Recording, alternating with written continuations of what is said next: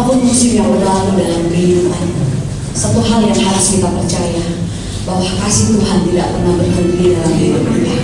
Bahkan dikatakan di Alkitab, selalu baru tiap pagi. Amin. Terima kasih Tuhan.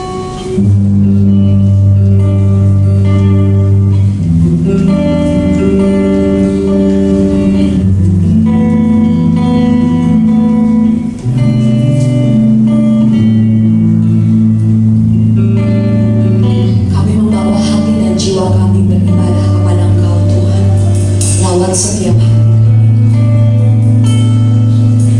Selalu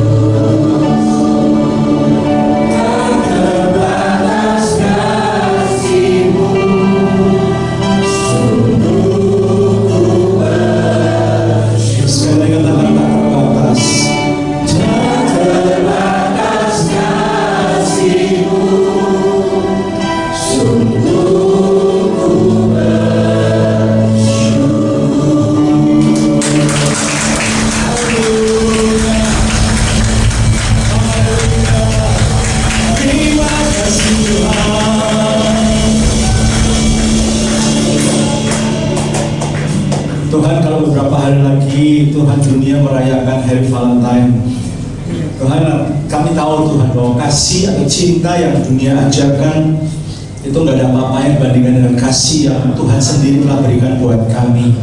Ketika kami mengejar menggunakan konsep kasih dunia itu, kami akan selalu merasa ada yang kurang. Kami selalu nggak akan pernah puas.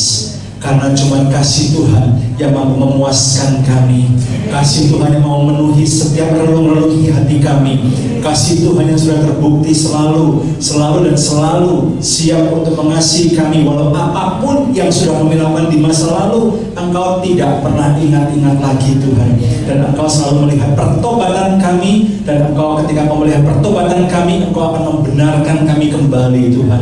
Supaya kami layak menjadi anak-anak-Mu. Pagi hari ini kami akan memuji memuliakan-Mu dengan leluasa. Terima kasih Tuhan. Dan sebentar kami dia mau dengar apa yang menjadi pesan Tuhan buat setiap dari kami, keluarga demi keluarga, terjemah di tempat ini. Di dalam nama Yesus kami berdoa mengucap syukur. Yang siap untuk berkalian firman Tuhan sama-sama katakan amin. Amin. Amin. Amin. Yang dulu shalom. Shalom. Apa kabar semuanya? Puji Tuhan, puji Tuhan. Boleh lihat kanan kiri dan katakan senang melihat kamu hari ini. Puji Tuhan. Berapa yang berkali dengan pujian penyembahan kita naikkan tadi? Boleh kasih tepuk tangan buat Tuhan kita Yesus Kristus. Yang luar biasa. Saya dari tadi sampai melihat, saya tahu ini anak hits. Tapi saya masih mohon maaf, Esther itu. Esther, iya, mohon maaf, ini memang hard disknya cuma 2 giga. Jadi kadang-kadang harus diformat ulang semuanya. Nah, Bapak Ibu Saudara, terima kasih buat Pak Joko dan Ibu yang kembali memberi saya kepercayaan untuk bisa melayani pada pagi hari ini. Nah, lucu sebetulnya Bapak Ibu Saudara, jadi saya ini nggak tahu kenapa gitu ya. Saya juga lagi pernah ke tinggalan saya sendiri sih. Ada beberapa komitmen khotbah saya yang saya harus reschedule kembali karena rupanya bentrokan. Nah, saya nggak tahu salahnya di mana. Seperti misalnya yang harusnya minggu depan, gitu ya. Ini spill nggak apa ya Pak ya. Harusnya saya dapat minggu depan. Karena ketika saya dihubungi Bu Wiwi dan kemudian melihat tanggalnya, saya oke, gitu ya. Tapi rupanya setelah saya cek lagi, ternyata apa yang harusnya dijadwalkan tanggal 19 Februari, saya taruh di 19 Maret. Kan lucu kan? Boleh ketawa kalau lucu gitu ya. Dan lalu kemudian aduh ini bentrok gimana ya, dan ketika orang yang menghubungi saya kembali, Pastor jangan lupa ya tanggal sekian untuk pelayanan di sini. Oh iya, aduh, gitu. Lalu kemudian saya menghubungi Pak Joko dan minta tolong dengan sangat untuk bisa di schedule. Dan ternyata memang Tuhan berkehendak untuk saya bisa melayani Bapak Ibu Saudara dan berkemuliaan buat Tuhan Yesus Kristus. Nah, ketika saya menyiapkan, saya beri judul khotbah yang pertama ini Giving the Best for Your Marriage, memberikan yang terbaik bagi keluargamu. Pak Him kok sok Inggris judulnya, bukan sok Inggris saya juga bukan jago-jago amat, tetapi memang nanti ada alasannya kenapa saya harus pakai bahasa Inggris. Karena kata best itu adalah akronimnya apa? Tunggu, jangan kemana-mana setelah pesan-pesan berikut. Nah, bicara soal pernikahan, saya cek dulu nih, berapa ya dari Bapak Ibu Saudara yang sudah menikah lebih dari 10 tahun? Lambaikan tangannya. Ngaku di rumah Tuhan, gak boleh bohong. Sudah menikah lebih dari 10 tahun, oke. Terlepas ke pernikahanmu, oke apa enggak, 10 tahun ke atas? Ya, oke, baik, puji Tuhan. Ya, tahun ini kami ulang tahun pernikahan ke-25, tapi nanti agak di akhir tahun. Nah, berapa banyak yang sudah menikah 5 tahun ke bawah? Yang baru menikah 5 tahun ke bawah? Oh iya, jalan masih panjang ya. Ya, kita tunggu dalam doa. Bukan kita takutin malah. Tapi ini lebih beautiful kok. Nah, Bapak Ibu Saudara, saya iseng-iseng. Saya setiap tahun selalu berusaha untuk cari tahu kayak apa sih pernikahan di Indonesia hari-hari ini, dan saya terkejut ya. Angkanya memang kayaknya kurang signifikan, tapi kalau melihat angka persentase kenaikannya, saya terkejut. Karena berdasarkan data dari BPS, Biro Pusat Statistik, ya, tahun 2022 ada 447.743 kasus perceraian terjadi di 2021. Nah, angka sebelumnya di 2020 adalah 291.677 perkara. Nah, kayaknya kecil ya dibandingkan dengan 270 juta penduduk Indonesia. Tapi perhatikan baik-baik. Ini angka yang mencakup pernikahan mereka yang Muslim. Satu. Yang kedua, kalau saya mau pertajam lagi, ini pernikahan yang Muslim yang lapor. Karena kalau kita mau jujur gitu ya, di lapangan banyak sekali perceraian tidak dilaporkan secara resmi. Betul Bapak Ibu? Ya, ini baru yang Muslim, belum yang Kristen. Belum yang Kristen, apalagi dalam pengalaman kami melakukan konseling tidak sedikit kami temukan ada yang terpisah 3 tahun, 4 tahun, nggak ada wujud rumahnya dan segala macamnya. Jadi secara hukum memang belum resmi bercerai, tetapi secara emosi dan secara spiritual sudah terjadi perpisahan. Ya, karena tidak ada kabar sama sekali dari nafkah dan segala macamnya. Nah, perselisihan dan pertengkaran terus-menerus menjadi faktor perceraian tertinggi tahun 2021. Ya, kasus yang lainnya karena masalah ekonomi atau yang meninggalkan salah satu, ada kekerasan dalam rumah tangga sampai poligami. Nah, ketika saya baca ini Bapak Ibu Saudara, penyebab pernikahan tadi itu bukan cuma buat mereka yang Muslim loh. Bapak Ibu perhatikan kekerasan dalam rumah tangga. Kira-kira keluarga Kristen ada nggak? Baik yang terang-terangan memang merasa pasangan suami istrinya maupun yang suaminya atau istrinya nggak merasa sebagai kekerasan dalam rumah tangga. Kalau bicara soal pertengkaran yang terus-menerus di keluarga Kristen ada nggak? Ada. Oh enggak Pak, saya nggak pernah bertengkar, tapi juga nggak pernah omongan, sama aja. Nggak pernah berantem, tapi juga nggak pernah omongan, gitu. Pantesan nggak pernah berantem, gitu ya. Paling jagal-jagalan terus ngomongnya, bilangin sama bapakmu tuh. Anaknya yang jadi messenger, gitu ya. Nah, bilang kanan kiri, yang Pak ceritain tadi barusan bukan cuma sini. Cuma sini nggak ada yang kayak gitu. Apakah pernikahan sudah kehilangan kesakralannya? Saya pertanyakan. Apakah memang begitu gampang ya sekarang? Saya ketemu beberapa teman-teman hamba Tuhan yang mereka juga mengeluhkan hal yang sama. Pernikahan milenial sekarang gampang banget ngomong cerai. Gampang banget. Ya, kami punya anak paling besar dan punya sahabat yang sangat dekat dan dia punya pergumulan di dalam keluarganya dan dia sudah keluarkan sebuah statement, tante, oh saya kayaknya nggak akan nikah. Rempong kalau melihat pernikahan orang tua saya nggak akan nikah. Kalaupun misalnya saya menikah dan kemudian saya temukan ada masalah, saya langsung cerai aja. Saya nggak mau kayak kehidupan orang tua saya yang sudah akut sampai kemudian mengalami bahaya laten. Bahaya laten itu tersembunyi, tapi sebetulnya ada, tapi diumpetin terus, nggak kelihatan. Bapak Ibu Saudara, apakah memang demikian? Saya baca di berita tadi pagi pemerintah Cina lagi bingung. Kenapa? Perlu ada revolusi, mohon maaf bahasa saya, seks. Bisa dikatakan, kenapa? Karena TK-TK-nya mulai sepi. Banyak suami istri yang nggak melakukan hubungan suami istri lagi untuk memulai keturunan, takut punya anak. Dan ini kemudian dikaitkan dengan sebuah paham yang sekarang sedang dicari promosikan, child free marriage. Nikah nggak mau punya anak. Anak muda loh. Kalau kamu nikah nggak punya anak, kamu nggak akan stres ngurusin anak, tapi kamu akan stres melihat orang lain pernikahannya punya anak dan bahagia hidupnya dan kamu jadi stres. Kenapa kamu nggak bisa? Dia bisa. Halo, jujur li, betul Bapak Ibu, masing-masing punya plus minusnya, tetapi perhatikan baik-baik. Apakah memang sedemikian rusaknya lembaga pernikahan? Apakah memang betul tidak harus menikah? Apalagi sekarang udah banyak juga yang bukan TTM lagi, apa istilahnya? Friends with benefit. Kita temenan aja, ya, kencan-kencan. Kalau memang lagi pengen ya sudah lakukan. Setelah itu yang penting jaga jangan sampai hamil. Setelah itu sudah buat, tidak ada ikatan apa-apa. Apakah memang sudah seperti itu?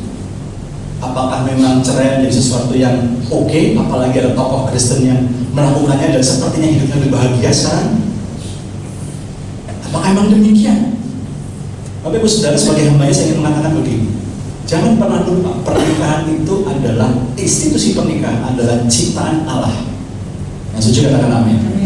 Tidak pernah kita baca Alkitab Adam itu teriak-teriak minta jodoh sama Tuhan. Gak ada ceritanya itu. Tuhan yang melihat Adam kelahiran sendirian dan Tuhan langsung ngomong, tidak baik manusia seorang diri.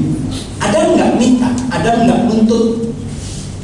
Dan lalu kemudian Adam diberi penolong yang sepadan. Jadi inisiatif pernikahan datang dari Tuhan sendiri, dan sebagaimana ciptaan Tuhan yang lainnya, semua ciptaan Tuhan itu adalah sungguh amat baik. Bahkan dalam 5 hari penciptaan, saya akan terus berulang kali menyampaikan hal ini berbagai kesempatan. Dalam 5 hari pertama penciptaan, Tuhan cuma Alkitab menutup setiap hari penciptaan dengan kata Tuhan melihat semuanya baik. Khusus di hari ke-6, setelah Tuhan menciptakan manusia, menikahkannya, memberkatinya, memberi mandat berjumlah banyak, Alkitab mencatat hari itu ditutup dengan statement, Allah melihatnya semua sungguh amat baik, perfect. Artinya pernikahan adalah sesuatu yang perfect. Pernikahan Adam dan Hawa itu menyempurnakan semua ciptaan Tuhan. Dan langsung Tuhan hari berikutnya selah, cukup. Adam dan Hawa belum punya anak. Jadi izinkan saya mengatakan, kalau Anda sudah menikah belum punya anak, jangan kecil hati. Karena kesempurnaan pernikahan bukan ketika kau punya keturunan. Halo. Kebahagiaan pernikahan bukan karena kau punya keturunan, tapi ketika kau dan suamimu dan istrimu saling mengasihi, saling menghormati, saling mengisi.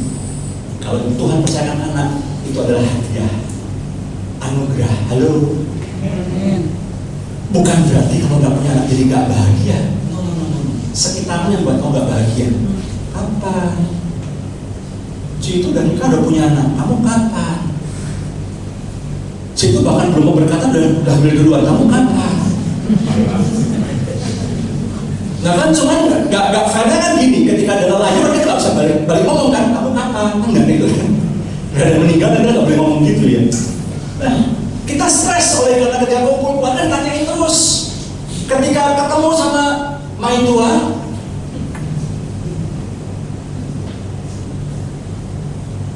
mana nih mama udah umur segini belum minum cucu, mana dong?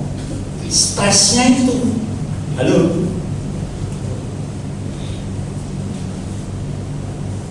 Tapi kalau Tuhan tidak mengharuskan, saya harus hati-hati untuk ngomong bagian ini. Kenapa? Karena begitu adalah Hawa dinikahkan, diberkati, diberi mandat, langsung Tuhan ada semua sebuah baik. Dengan baik-baik. Kegagalan pernikahan bukan berarti lembaga nikahnya, perceraian bukan berarti lembaga nikahnya gagal, tapi yang gagal manusianya. Katakan sama-sama. Kalau ada orang cerai, mulai kata-kata saya. Kalau ada orang cerai, bukan pernikahannya yang gagal, tapi orangnya yang gagal. Gagal apa? Gagal paham dengan kehendak Tuhan dalam hidupnya. Gagal paham dengan rencana Tuhan dalam hidupnya. Gagal paham tentang konsep kehidupan pernikahan yang seharusnya yang Tuhan mau. Dan gagal dalam mempraktekannya, gagal mengalahkan dagingnya. Kejatuhan manusia dalam dosa dan kegagalan Hawa untuk percaya sepenuhnya kepada Tuhan, dan kemudian kegagalan Hawa untuk menahan hawa nafsunya untuk pengen nyoba itu buah. Dengar baik-baik. Perceraian bukan berarti lembaga pernikahannya sudah rusak dan sudah nggak perlu lagi dipertahankan, nggak perlu lagi dihormati, nggak perlu lagi bangun pernikahan sekali atau seumur hidup. Definisi pernikahan tidak pernah berubah. Seorang pria, seorang wanita dipersatukan dalam satu pernikahan kudus di hadapan jemaat Tuhan, di hadapan hamba Tuhan, di hadapan Tuhan sendiri, dan adalah komitmen sampai mau memisahkan. Yang setuju katakan amin. Jangan pernah izinkan orang mentwist, memutarbalikkan definisi ini. Nah, lalu bagaimana kita bisa membangun pernikahan yang sehat dan langgeng? Karena seringkali saya tidak pernah mengatakan bangun pernikahan yang sempurna. Tuhan pun tidak menuntut saudara dan saya membangun pernikahan yang sempurna. Halo? No. Karena Tuhan tahu persis tidak kejatuhan manusia dalam dosa. Kita tidak akan pernah bisa benar-benar melakukan segala sesuatu dengan sempurna. Itu kenapa kita perlu Roh Kudus, itu kenapa kita perlu kasih karunia dari Tuhan. Setuju, katakan amin. Tapi bagaimana dengan keterbatasan kita, dengan kelemahan kita? Saya punya kelemahan, istri saya punya kelemahan. Kami diskusi dan cukup hangat tadi berjalan ke sini, tenaga, saya berantem. Diskusi yang cukup hangat gitu. Dia tunjukkan beberapa hal yang harus saya perbaiki, saya juga sampaikan beberapa hal yang harus dia perbaiki. Itu hal yang lumrah dalam pernikahan kami 25 tahun. Buktinya kami masih awet-awet aja. Tetapi permasalahannya, bagaimana bisa mempertahankan komitmen pernikahan sampai mau memisahkan?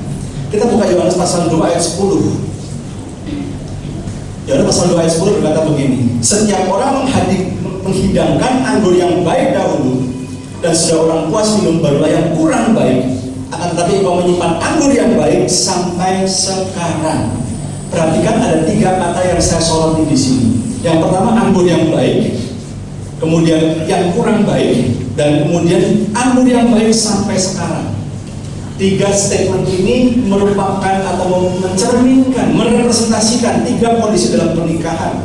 Anggur yang baik merepresentasikan masa-masa honeymoon, masa-masa bulan madu, setahun 2 tahun pertama, stok maafnya masih banyak, it's okay, nggak apa-apa. Masa ada kosongan dikit nggak apa-apa, setrika bolong dikit nggak apa-apa, ya.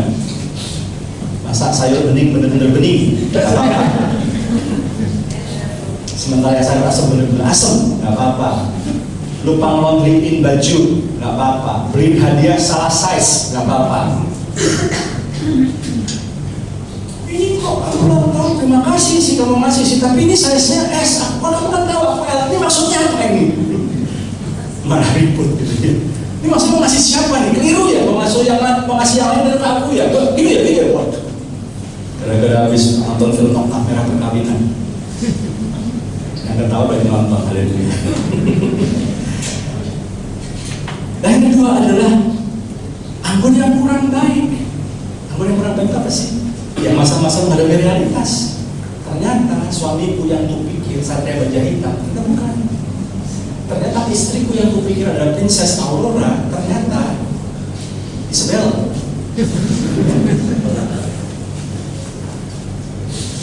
Ternyata suamiku yang kupikir adalah seorang pahlawan yang gagah perkasa, gagah berani, seperti Senseiya. Tadi nggak nonton, kita nggak suka orang. Karena bukan, gitu. Masa nggak ada realitas? And then you have a choice, Anda punya pilihan. Apakah Anda akan tetap mempertahankan gambaran ideal itu dan kemudian berusaha mengubah, dalam tanda kutip, merobek-robek, melukai pasanganmu supaya berubah seperti maumu, atau mengatakan Tuhan, yang dia lakukan, kelemahan-kelemahan dia ini nggak esensial. Meskipun dia pelupa, tapi dia selalu setia. Meskipun dia kaku, tapi dia nggak pernah selingkuh. Meskipun misalnya dia ini nggak bisa romantis, tapi paling tidak dia selalu mau bantuin saya kerjaan rumah tangga dan mau untuk ikut ngasuh anak dan semuanya. Ketika kau bisa terima itu dan kemudian kau berkata bahwa Tuhan memang sih orang nggak sempurna dan bisa mengubah pasangan saya, cuma anugerah dari Tuhan, bukan saya. Dan kemudian terus saling mendoakan dan saling berbagi dan saling berproses. Karena besi menajamkan besi, manusia menajamkan sesamanya. Bapak Ibu Saudara, setelah kita melalui masa-masa itu, baru kita bisa mengalami anggur yang baik sampai sekarang. Alias apa? Happiness, kebahagiaan. Istri saya pernah nanya, kamu nggak pengen tuh cari yang lain? Enggak, ngapain? Sahabat udah banyak masalahnya. Itu bahasa kami, Bapak Ibu Saudara, jangan salah ya. Itu bahasa kami suka bercanda memang. Satu aja masalah nggak habis-habis. Maksudnya bukan kamunya sih, masalah hidup kita gitu ya. Struggle-nya ada gitu. Nambah lagi yang lain. Enggak lah. Lagi udah cocok 25 tahun, udah kelar, anak udah 3. Kalau mau cancel tuh dulu sebelum ngomong I do, sebelum diberkati Pak Joko, sebelum disahkan memang suami istri. Kalau mau cancel tuh dulu. Makanya dulu waktu kami dinikahkan, hamba Tuhan yang melayani kami tanya, sebelum saya berkati saya nanya dulu, saling mencintai ya? Ya jadi ya nikah ya, jadi ya udah bernikahkan. Dan itu yang saya lakukan juga ketika saya berpasangan dan saya harus melakukan pemberkatan nikah, itu yang saya cek juga kalau pasangan-pasangan. saling mencintai, mantap ya nikah ya. Saya begitu didoakan, diberkati, gak ada jalan mundur loh. Mau bisa dibatalkan loh. Jadi kalau mau cancel sekarang, pastor, mantap melangkah, wes. Puji Tuhan. Bagaimana caranya supaya kehidupan nikah Kristen tidak pudar, melainkan hari demi hari tambah lebih sehat, lebih mesra dan bahagia? Maka kita harus memberikan the best, yang terbaik. Apa itu bestnya? Memberkati, blessings, edifying, membangun, sharing, berbagi, dan menyentuh atau touching. Kita lihat satu persatu. Apa yang perlu kita lakukan? Bisa saling memberkati. 1 Petrus 3 ayat 9b berkata begini, jangan membalas kejahatan dan kejahatan atau caci maki dan caci maki, tapi sebaliknya perhatikan, hendaklah kamu memberkati, karena untuk itulah kamu dipanggil, yaitu untuk memperoleh berkat. Engkau memberkati pasanganmu dengan perkataan yang baik, dengan pelayanan yang baik, dengan doa buat pasanganmu. Supaya apa? Ketika engkau memberkati pasanganmu, Tuhan akan memberkati hidupmu. Yang setuju katakan amin. Boleh kasih tepuk tangan buat Tuhan kita? Caranya itu ngomongin hal-hal yang baik. Loh Pak, kan sempurna, Pak, kan kita tahu pasangan kita nggak sempurna. Ketidaksempurnaan itu diomongin berdua saja, jangan diumbar. Halo, ya, saya nggak akan pernah lupa itu pengalaman saya yang cukup mengesankan saya sampai saya bingung banget. Ada 2 orang ibu-ibu yang baru kenal di atas bus, dan dari perjalanan dari Kelapa Gading sampai Gading Serpong, si 2 ibu ini saling cerita kejelekan dan dosa daripada suaminya. Mereka berkenal di bus. Kok iso ya? Saya tegur ada seorang teman saya yang ketika istrinya melakukan kesalahan dan dia telepon semua orang ceritain betapa jeleknya istrinya itu. Saya bilang, kamu ini pengecut, bukan orang laki kan? Kamu orang laki, istrimu gak salah, kamu hadapin berdua. Jangan cari dukungan ke orang-orang. Orang-orang kamu ceritain betapa jeleknya istrimu, lama-lama orang bisa mikir. Namanya istri itu biasanya reaksi daripada suami. Kalau istri bermasalah, pasti suaminya sumber masalahnya. Masyarakat sekarang kritis kok. Saya bilang, kamu udah jelek-jelekin istrimu dan kesalahan yang dilakukan itu, kamu sedang membuat kuburan buat dirimu sendiri. Perhatikan sekarang, dulu orang masih mau terima telepon, sekarang berapa banyak orang mau terima telepon? Iya ya. Jadi kalau kamu istrimu punya kesalahan, melakukan kesalahan, gak usah ngadu ke orang-orang. Ngadu ke Pak Joko boleh, atau Pak Kim pengembalaan di sini yang dipercaya melakukan konseling. Tapi ngadunya sama Tuhan. Halo, amin.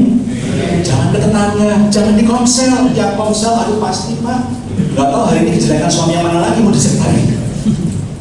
Begitu kasih kesaksian langsung cerita betapa parahnya suaminya, bla bla bla. Padahal suami di sebelahnya loh Pak. Sampai bingung nunduk terus suaminya. Lama-lama gak mau ke gereja, tambah jengkel istrinya. Kenapa kamu gak mau ke gereja? Ya, suaminya dirusak sendiri sama istrinya kok. Halo, itu di gereja lain, cuma yang amin ada beberapa, lumayan tenang saya. Dengan tingkah laku, layani yang terbaik. Istri saya kadang di dalam kelelahannya. Jadi kalau istri saya kalau lagi tamu bulanan biasanya memang kurang fit, tapi dalam ketidakfitannya dia berusaha untuk bikinin saya minuman yang memang harus saya minum karena kami lagi terapi untuk mengurangi gula darah dan segala macamnya.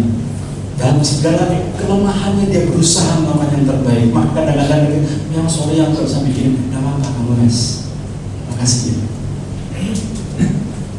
Ada hal-hal yang bisa saya kerjakan, no problem. Karena itu menunjukkan kasih dengan sikap terima kasih dan menghargai. Pak masalahku enak ora, masalahku enak enggak. Kamu mau nyenengin saya atau mau bunuh saya? Kowe mateni aku, kowe sampe aku. Masak aku koyo ngene. Kowe iso masak ora sih? Ora koyo sibuk. Pun tetangga siapa gitu. Kebetulan yang disebut adalah janda. Bikin masalah kan? Maksudmu apa mau nyebutin? Kenapa dari semua wedok kok cuma dene sebut-sebut iki? Breng lagi. Ya, hargai. Di dalam usaha saya merapikan tempat kerja misalnya, Kadang-kadang istri saya cuma melihat, dia tahu sih standar rapinya saya sama dia itu beda banget. Pasti dia lebih bagus lah. Tuh kan rapi kan? Ya sih, makasih ya. Saya tinggal sebentar, balik-balik udah berubah. Dirapiin lagi sama dia. Tapi paling nggak diapresiasi ketika saya berusaha merapikan, meskipun nggak perfect. Itu jauh lebih baik. Itu memberkati namanya. Ketika kami mengkonseling pasangan suami istri, kamu mau pasangan berubah? Iya, sekecil apapun perubahannya, bilang terima kasih. Alah Pak, kalau perubahannya cuma segini doang, ngapain terima kasih? Loh, itu langkah kecil. Merubah kebiasaan yang bertahun-tahun itu nggak gampang loh. Udah terbiasa bertahun-tahun kalau taruh barang sembarangan, tiba-tiba harus berubah. Lah kan perlu waktu untuk membiasakan. Jadi meskipun nggak konsisten, kan siang itu. Turun ya, makasih ya. Kalau suamimu punya kebiasaan suka membuka tapi nggak pernah menutup, lemari maksudnya, jangan dibesar-besarkan masalahnya. Kamu terusan bolak-balik, aku udah selalu kesandung sama lemari itu gara-gara kamu buka nggak pernah nutup. Selalu, kamu tuh selalu always, nggak pernah never. Coba hindari kata-kata seperti doakan pasanganmu, berkati pasanganmu. Ketika doa bersama, jangan malah padel sama Tuhan. Ini loh Tuhan, tolong kau jamah hatinya biar nggak pelit sama istrinya sendiri. Doa di sebelahnya loh. Ini ngajak doa apa ngajak berantem? Tuhan, tolonglah kau jamah istriku supaya kalau ngomong nggak menyakitkan, dia belajar menghormati suaminya. Nah Tuhan, gua di sini lu ngapain ngomong sebelah lu? Ayo Bapak Ibu Saudara, doa yang tulus dan doakan kepentingannya. Kita belajar bersyafaat bukan cuma buat bangsa negara, bukan cuma buat pemimpin, bukan cuma buat gembala Anda. Doakan suamimu, doakan istrimu, doakan anak-anak, doakan orang tuamu. Bersyafaat gak usah buru-buru ke Samaria, Yudea sampai ke ujung bumi dulu. Yerusalemnya dulu didoakan. Halo, sudah kamu mendoakan keluargamu sendiri? Itu best. Yang kedua, edifying, membangun. 1 Korintus 8:1b berkata demikian firman Tuhan. Tapi kepandaian membuat orang jadi sombong, sedangkan kasih membangun pribadi orang. Kalau kau mengasihi pasanganmu, kau mengasihi anakmu, kau mengasihi orang tuamu, maka kau bukan menjatuhkan, tapi kau membangun. Lewat apa? Kata-kata. Karena salah satu kata-kata. Karena kasih itu membangun itu artinya menegakkan, bukan meruntuhkan. Hati-hati dengan omonganmu. Omonganmu ini omongannya membangun atau omongannya menjatuhkan. Kamu tuh selalu menikah sama kamu, ngapain diomongin? Kamu tuh gak bisa sempurna deh. Lihat tuh kayak Pak Him tuh. Waduh, kalau ngajar, kalau khotbah tuh enak banget sama suami istri. Gak heran istrinya selalu bersemangat terus dan ini. Misalnya, itu kan gak membangun kata-kata seperti itu. Sama seperti kita ngomong sama anak kita. Kamu tuh kayak kokomu itu loh, jago matematika. Seorang ibu ketika makan sama suami sama 2 anaknya cowok, yang satu memang pintar banget, anaknya cerita, Mami, ulangan ini dapat 90, ulangan ini dapat sekian, ulangan kemarin dapat 100.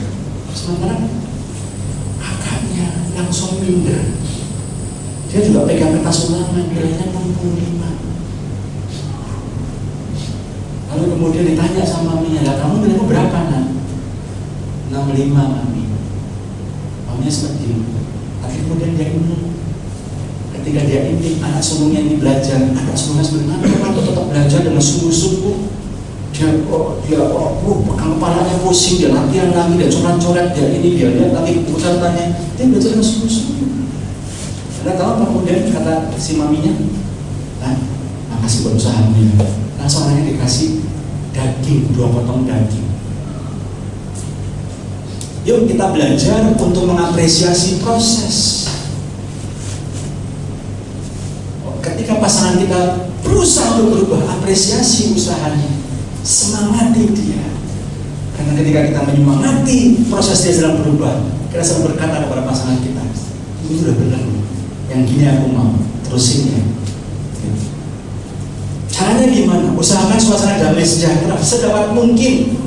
Roma 14 ayat 19, sedapat mungkin usahakan hidup dan damai sejahtera, saling mengejar apa yang datang dari sejahtera dan berguna untuk saling membangun. Yang kedua, usahakan kebahagiaan pasangan, bukan kebahagiaan diri.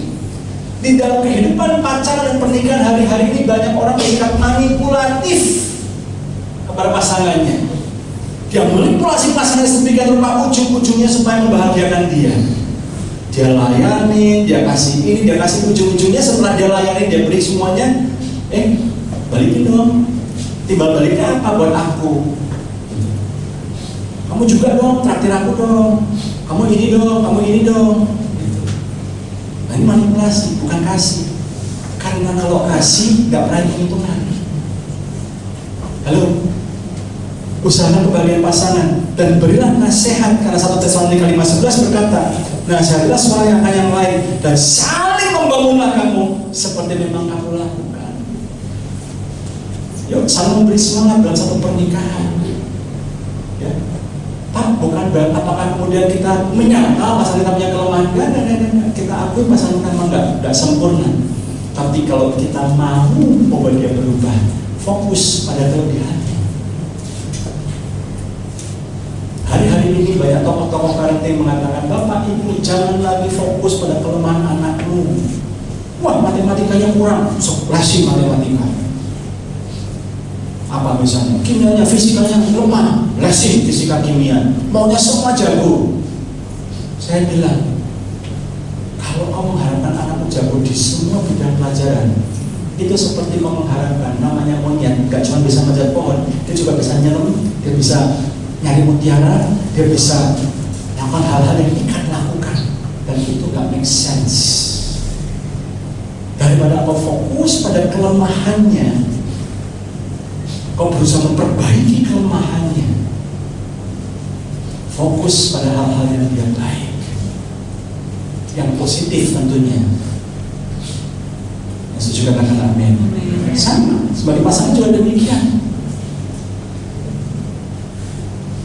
Sih dulu terus aku berharap kamu tuh orang yang romantis, yang kalau kata-kata itu bagus, luar biasa. Aku udah diambil sama mantan gubernur yang bakal jadi capres itu. Dia main jago deh, pakai kata-kata doang kan. Dia nanti yang jago. Saya mah apa adanya. Fokus pada itu. Dia kan nggak minta ngomong, nggak minta ngerayu, tapi dia setia. Dia takut akan Tuhan. Dia baik. Dan itu langkah. Bangun dimulai dari pikiran. Untuk bisa membangun pasanganmu, mengatakan hal-hal yang baik, melakukan hal-hal yang baik, dimulai dari pikiran. Karena itu Paulus berkata kepada jemaat di Filipi, semua yang benar, yang mulia, yang adil, yang suci, yang manis, semua yang bisa didengar, semua yang sebenarnya dibacakan dan patut dipuji. Pikirkan semuanya itu, supaya kau bisa ngomong hal-hal yang baik, supaya kau bisa memberikan penguatan encouragement yang baik. Rubah dulu yang ada dalam otakmu, isinya nih. Kalau isinya hal-hal jelek melulu, gosip-gosip dan segala macamnya, ya sulit untuk bisa memperkatakan hal-hal yang baik. Tetapi kalau kau masih pakai paradigma yang lama, kau pakai paradigma pernikahan versi dunia, kau tidak akan bisa terima ini. Wena Pak, dia udah melakukan hal yang menyakitkan, saya tetap masih harus melayani membangun dia. Gak sudi. Tapi orang ini akhirnya ngeluh juga di belakang, kenapa kok berubah-berubah? Sehingga hatimu gak benar. Amin. Yang ketiga, sharing, berbagi. Matius 19 ayat 6 berkata begini, demikianlah mereka bukan lagi dua melainkan satu, karena itu apa yang dipersatukan Allah tidak boleh diceraikan oleh manusia.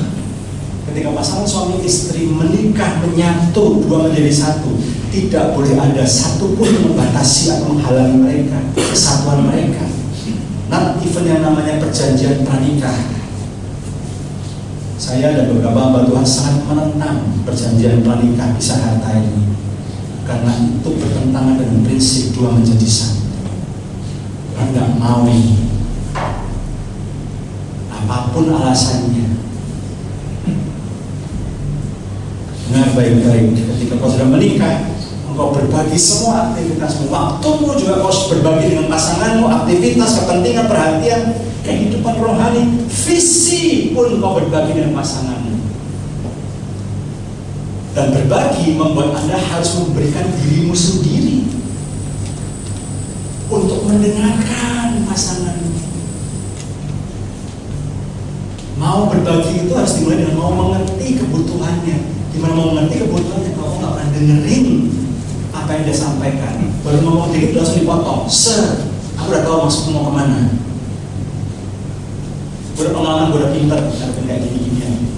Di kantor banyak yang kayak kamu ini. Di kantor, kau menikahi istrimu, bukan menikahi karyawanmu. Di kantor mungkin kayak gitu, tapi ini istrimu loh. Yang kau minta baik-baik dari orang tuanya untuk kau rawat. Orang tua yang udah menyayangi, membesarkan dari kecil, udah dengan kasih sayang, dengan perjuangan, kau minta terus kau sia-siakan. Wow. Bilang kanan kiri lagi. Itu yang barusan Pak Imam ceritain bukan jemaat sini. Cuma tetangga sebelah, cek gereja sebelah. Bagikan pengalaman. Ketika saya dapat berkat, saya sharing sama istri saya. Saya dapat pengalaman yang menguatkan, saya sharing sama istri saya. Sebelum orang lain tahu, saya terima berkat. Saya ngomong sama istri saya. Dia adalah orang pertama yang tahu ketika saya ada masalah, ketika saya dapat berkat, saya dapat anugerah. Dia adalah orang pertama. Karena gini, semakin saya bertambah usia, semakin saya tua. Saya tahu pada akhirnya anak-anak akan meninggalkan kami, membangun rumah tangga sendiri, dan orang yang akan menemani saya sampai Tuhan manggil saya adalah istri saya. Jadi saya mesti baik-baikin dia dari sekarang. Iya dong. Iya. Kalau enggak kan bisa salah ambil tuh. Garam ternyata bukan garam diambil, bro. Apa? Itu syariah. Salah ngambil. Dan keempat yang terakhir, best touching, menyentuh. 1 Yohanes 3:18. Anak-anakku, jangan kita mengasihi hanya di mulut atau di perkataan saja. Hendaklah kita mengasihi dengan kasih yang sejati yang dibuktikan dengan perbuatan kita. Yuk, yang saat ini duduk bersama dengan suami atau istrinya, tolong, ya. Kau gandeng tangan istrimu atau suamimu. Ayo, saya pengen lihat. Perlu boleh kok. Cium boleh kan? Cium boleh. Yang nggak boleh itu megang meluk istrinya orang lain, tidak boleh. Ya, kalau istri sendiri boleh. Ayo coba saya pengen lihat. Oh enggak, saya sudah bisa. Ada kok bisa. Gitu ya. Ya. Ketika kita menyentuh, membelai pasangan kita, kita cium, kita peluk, kita lus-lus. Bagi yang ngelus, yang mencium, yang memeluk, itu dia sering mengatakan kepada pasangannya, "Bu Aini, jangan takut, aku ada di sebelahmu. Apapun yang terjadi, aku akan di sebelah melindungi kamu." Tadi itu kira-kira. Yang belum nikah jangan. Sudah nikah boleh, menikah jangan, karena bisa koslet, bahaya. Bagi yang dipeluk, dilus-elus, dicium, dia langsung merasa diperhatikan, dicintai, dijagai. Jangan pernah berlindung di bayi begini, Pak. Memang saya dulu juga gak pernah Pak diajarin sama orang tua saya untuk peluk, Pak. Jadi saya tuh bagi saya, udah lah, gak usah peluk-pelukan, lu tau lah buah ini ya. Lu tahu bahwa saya malu lah, udah percaya aja lah. Semua diriku juga buat lu kok. Bukan masalah itu, tapi ada sesuatu yang tidak bisa diungkapkan dengan kata-kata, yang tidak bisa diwakilkan dengan perbuatan yang lain. Memang harus pegang, harus elus, harus peluk. Karena cuman itu bisa kita lakukan kepada pasangan kita yang sah. Kemesraan seperti itu yang bisa kita lakukan pada pasangan kita yang sah di hadapan Tuhan. Nah kebetulan saya balik, masih pacaran udah rangkulan, peluk-pelukan, ceweknya pakai baju segini, jalan modelnya kemana-mana, terus cowoknya semacam pegang begini lagi, melambang. Halo, tapi begitu udah nikah nggak pernah dipegang, dielus ini. Ayo kembali. Justru sebelum menikah jangan sering-sering pegang, bahaya. Ya, bisa kecelakaan. Ya, seperti 200 sekian anak SMP SMA di Ponorogo tuh ngajuin dispensasi nikah karena kecelakaan. Karena sangat berbahaya. perutnya. Suami istri, ayo banyak-banyaklah menyentuh, pegang, melus. Itu kita memberikan rasa aman bagi pasangan kita. Para ibu-ibu yang setuju katakan, nah aminnya akan kencang. Latihan ya Pak ya. Contoh Pak Joko sama Ibu nih. Pak Budi Sum aja udah pelukan begini, baru di Sum. Oh pasti itu akan lebih hebat lagi. Haleluya. Jika saya tutup khotbah saya dengan statement ini, there is no such thing as perfect marriage because it is made of imperfect people. Kalau cuma dua orang bersatu, nggak akan pernah bisa membentuk pernikahan yang sempurna, karena dua orang nggak sempurna. God is the only one that is perfect, and having Him in the middle of your marriage guarantees perfection in all the imperfect circumstances. Yang membuat pernikahan sempurna itu adalah kehadiran Tuhan. Apa banyak pernikahan pasangan bergumul, gak puas karena Tuhan gak hadir di situ. Bukan kasih Tuhan yang digunakan, tapi kasih dunia. Padahal kalau Tuhan hadir dalam rumah tangga ini, firman-Nya dipraktekkan, kasih-Nya dipraktekkan, maka kasih keagungan daripada Tuhan yang penuh kasih inilah yang akan menyempurnakan apa yang tidak sempurna. Gak heran biasanya kalau saya sama istri konseling pernikahan yang bermasalah, pasti rahasia sama Tuhan juga bermasalah. Betul gak Pak? Jadi ayo Bapak Ibu, make sure, pastikan Tuhan hadir di tengah-tengahmu. Al Judson berkata begini, marriage was designed to be a three-way relationship with God in the middle. Dari awal pernikahan itu didesain harus ada Tuhan di tengah-tengahnya. Firman-Nya harus menjadi dasarnya. Prinsipnya yang harus dipraktekkan dalam pernikahan itu. Karena memang desainnya Tuhan dari awal memang seperti itu. Jadi kalau nggak pernah melibatkan Tuhan, nggak menghadirkan Tuhan, nggak heran, nggak bisa. Itu kenapa Yesus hadir di Kana. Kehadiran Yesus di Kana adalah sebuah bukti. Nikah yang benar tuh kayak gini loh, ada Yesus hadir. Kalau Yesus hadir, mau anggurnya habis, tercukupi. Dan anggurnya bukan anggur ecek-ecek yang Tuhan Yesus berikan, kualitas terbaik. Makanya pas tuan rumahnya dan pasangan ini gak sampai malu, karena mereka bisa serve anggur yang terbaik sampai hari terakhir pesta. Orang Yahudi kalau pesta pernikahan lebih dari 1 hari Bapak Ibu, minimal seminggu. Dan itu sudah lazim di sana. 2 hari pertama anggurnya enak-enak, habis itu orang udah mulai agak-agak mabuk, kasih yang kurang enak, sampai yang paling gak enak atau yang terakhir. Kenapa? Biar lu cepat pulang, habisin jatah aja lu, makan gratis terus gitu. Sengaja di sini. Ini guyonan saya. Tapi tidak, ketika Yesus hadir di Kana, Yesus ingin berkata bahwa Tuhan desain namanya pernikahan harus ada aku di situ. Dan kalau ada aku di situ, apa yang nggak mungkin jadi mungkin. Air comberan kotor yang harusnya bercuci kaki bisa diubah menjadi anggur yang terbaik.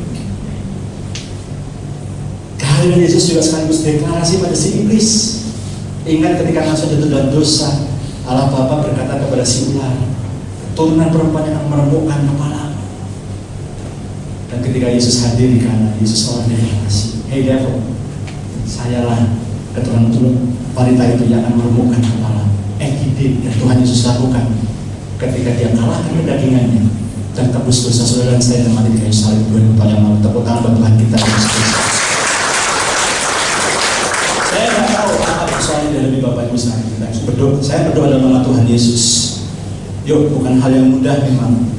Mungkin selama ini pengaruh dunia dan segala macamnya merubah, mulai mendistraksi, mulai menyimpangkan pola pikir kita dalam pernikahan. Saya berdoa ketika mendengarkan firman pagi hari ini, saya berdoa kau bisa melakukannya, bukan dengan penggagalmu sendiri, tapi dengan anugerah Tuhan yang setuju katakan amin. Bapak Surgawi yang telah sampaikan apa yang Tuhan suruh sampai pada jemaat. Tuhan, saat ini kami nggak tahu persis, mungkin ada di antara jemaat di tempat ini yang kelihatannya baik-baik saja, tapi Kau menilik dalam hati mereka. Mungkin mereka sedang bergumul, mungkin mereka sedang, Tuhan, tidak baik-baik saja. Tapi Tuhan, biarlah pada pagi hari ini kami menyadari bahwa kami butuh Engkau, Tuhan. Tuhan, Kau hadir, Kau lawan, Kau hadir di setiap pernikahan demi pernikahan, keluarga demi keluarga, dari jemaat di Oikos Church ini, Tuhan. Kau berdoa dalam nama Tuhan Yesus, di dalam ketidaksempurnaan anak-anak-Mu, Engkau yang menyempurnakan hidup nikah mereka, Tuhan. Kau lawan, Kau jamah, Roh Kudus, Kau tolong dengan lembut. Hati yang keras Tuhan lembutkan, hati yang tegar tunggu Tuhan rendahkan, untuk mereka boleh memiliki sikap, hati, pikiran seperti seorang murid yang mau mendengarkan, mau memahami, dan lebih penting melakukannya dalam hidup mereka. Namun selesai berkata-kata orang yang terus bekerja. Kau pulihkan setiap pernikahan di tempat ini, Tuhan. Kau lawan, pakai Tuhan hamba-hamba-Mu yang Tuhan taruh untuk memimpin tempat ini. Dari Pak Gembala, Ibu, sebenarnya pemimpin di tempat ini. Ya Tuhan, pakai melalui mereka banyak pemulihan pernikahan di tempat ini, sehingga gereja di tempat ini benar-benar menjadi tempat pemulihan pernikahan, pemulihan keluarga, dan pemulihan dalam hidup mereka. Dalam nama Yesus kita ucap syukur, yang diberkati sama-sama katakan amin.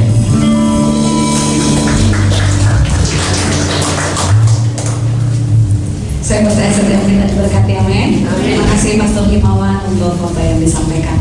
Tiba saatnya kita akan memberikan persembahan kita yang terbaik untuk Tuhan. Mari kita tundukkan kepala kita berdoa. Bapa di surga, terima kasih Tuhan untuk kebenaran firman Tuhan yang kami dengarkan pagi hari ini. Materaikan Tuhan di dalam hati kami, sehingga setiap kami bukan sekedar cakap mendengar, tetapi menjadi cakap untuk melakukan apa yang Tuhan perintahkan. Berkati hamba-Mu yang sudah menyampaikan isi hati-Mu, berkati dalam pelayanan, keluarga, pekerjaan, apapun yang dibuat berhasil oleh nama Tuhan, dan nama Tuhan semakin dipermuliakan. Kami akan memberikan persembahan kami ya Tuhan, sebagai ucapan syukur kami untuk kasih setia Tuhan, anugerah penyertaan dan pemeliharaan-Mu yang sempurna bagi kami. Biarlah persembahan kami menjadi dupa yang harum di hadapan-Mu. Dalam nama Tuhan Yesus kami memberi dengan sukacita. Haleluya. Amin. Selamat memberi, Tuhan Yesus memberkati.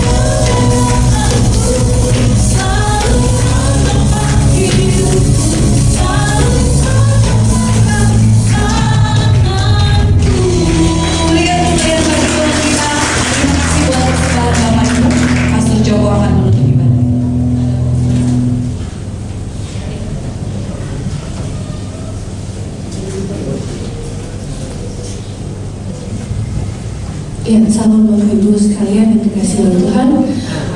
Saya mau silakan kembali. Ya, kembali mengingatkan untuk ibu-ibu semua, kita hari Sabtu tanggal 18 Februari akan mengadakan fellowship di Maroko. Akan dimulai di pukul 10 pagi. Oleh karena itu dimohon kehadirannya untuk ibu sekalian. Nanti acaranya akan ada games dan juga makan siang bersama.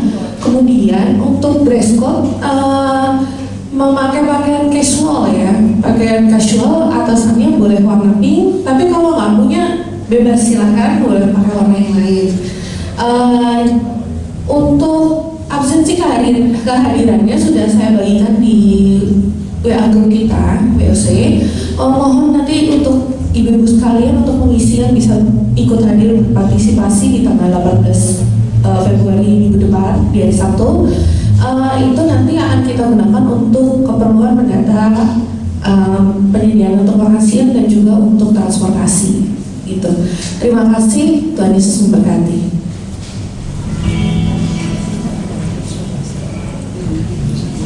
Puji Tuhan, pagi ini kita diberkati Tuhan luar biasa. Amin, saudara ya. Setuju ya? Saya diingatkan begini, gereja kita ini dulu ketika pertama kali kita mulai, saya diberi visi dan misi Tuhan. Gereja ini harus mulai didasari sebagai keluarga Kristus. Makanya dinamakan Oikos Christ Oikos, keluarga gereja keluarga Kristus.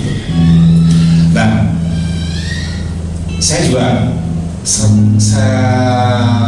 selalu katakan ketika dalam konseling pranikah terakhir ya, saya katakan bahwa keluarga itu adalah tempat pertama-tama awal mula untuk mempraktekkan kasih Kristus. Betul ya? Iya. Mudah tidak? Demikian juga dalam gereja Kristus ini, saudaraku. Kita keluarga Kristus yang harus saling mengasihi seperti Kristus mengasihi kita dengan kasih Kristus. Amin, saudaraku ya. Mengasihi itu di belakang mengasihi itu artinya memberi pada yang dikasihi. Seperti Tuhan Yesus mengasihi kita, Tuhan Yesus memberi hidupnya, memberi pengampunan kepada kita semua. Kita juga gitu. Hari ini kita diingatkan, kita mulai dari keluarga kita. Suami ingin mengasihi istri, suami mengasihi istri, istri mengasihi suami. Satu, suami berikan dirimu untuk bahagian istrimu, istri berikan dirimu untuk bahagian suamimu. Berikan pengampunan satu sama lain. Dimulai dari rumah tangga, baru kita semua akan menjadi keluarga Kristus yang saling mengasihi dan kasih Kristus. Amin, saudara ya.